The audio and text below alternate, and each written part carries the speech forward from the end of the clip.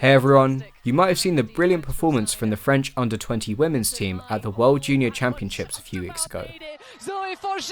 Going for gold, and they make the catch! After a massive comeback universe point win for the Americans in the power court stage, France rallied for a decisive 15-10 victory in the final.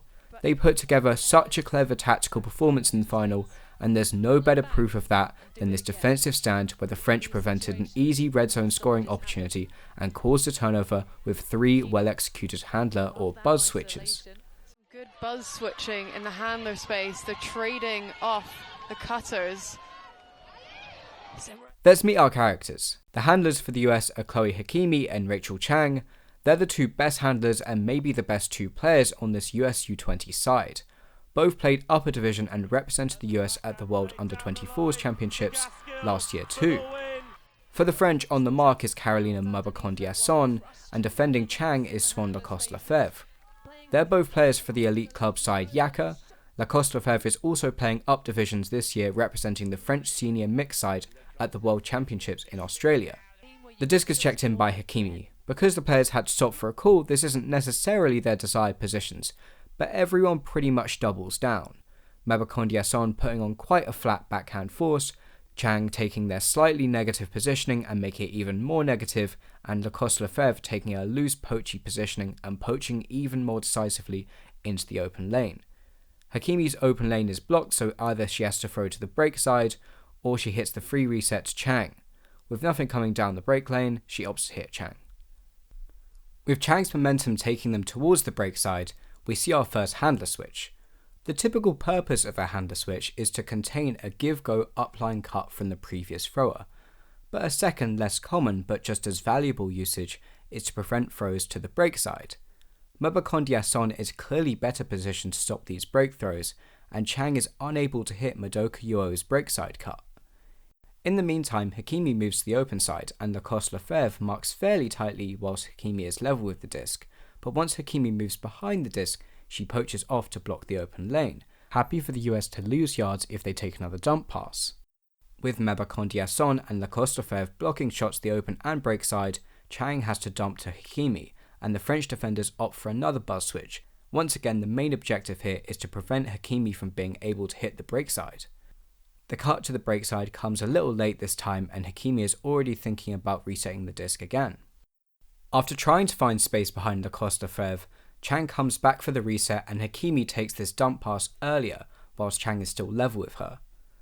She throws with give-go technique, striking up the line.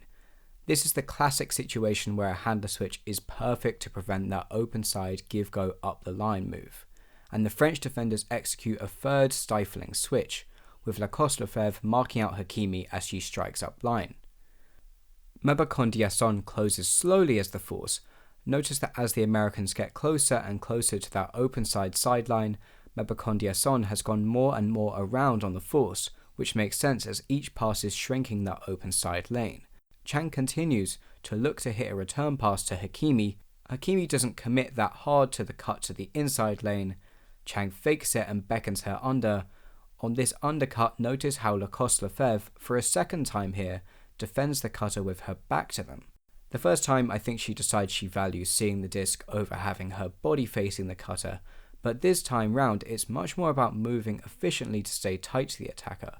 Obviously it's a risk, and Laostalfev could get burned if Hakimi makes a move she doesn't see, but in this case it really helps her make this throw to Hakimi look scary. Some of the most renowned defenders like Johnny Bansfield defends his mark with his back to them more often than his peers, so it's a technique worth trying out for yourself. Without much separation on this low value cut down the open side sideline, instead of hitting a fourth dump pass for the US, Chang decides to try their luck on a high release inside backhand. It soars up over El Simra and blades down before she can think about a second effort. 20 seconds of unbelievable defense from the French that drags the Americans from an almost picture-perfect red zone setup backwards and to the sideline, and then France earn a turnover for good measure. Good buzz switching in the handler space. They're trading off the cutters. Simra unable to collect that one, the pressure. Some pretty simple takeaways here. There's 2 main times when you might want to buzz switch or handler switch. One is when the thrower throws to an open side dump, trying to give go up the line. The second is when the thrower hits a dump positioned back and on the open side, but moving towards the break side with them looking to generate break side flow. What I didn't talk about here is communication. The most common calls you're going to hear when a teammate wants to initiate this type of switch are buzz or just simply switch. Some teams place emphasis on only one of these two defenders being able to initiate this switch. With the chemistry between Laostalfev and Almondason, I wouldn't be surprised if there wasn't any communication at all between the defenders, and they just knew that given this situation was occurring, a handler switch is the appropriate move. I highly recommend watching the full game. Let me know if you're interested in more analysis that looks at this game as a whole.